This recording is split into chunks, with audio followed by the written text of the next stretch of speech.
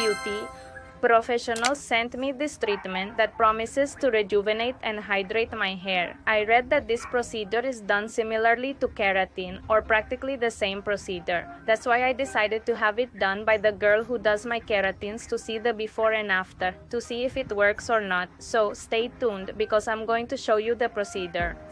Let's start tayo sa and the only small problem we're seeing right now is that the bottle is too small. I mean, those with a lot of hair will have to order two.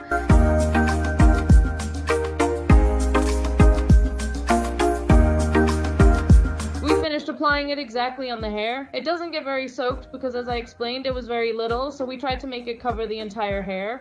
Let's wait the 40 minutes as the instructions say, and then we'll proceed to wash it out. The 40 minutes have passed. Now we're going to remove the product. My sister says to rinse it, to try not to remove all the product because I need to leave a little of that product to dry and then straighten.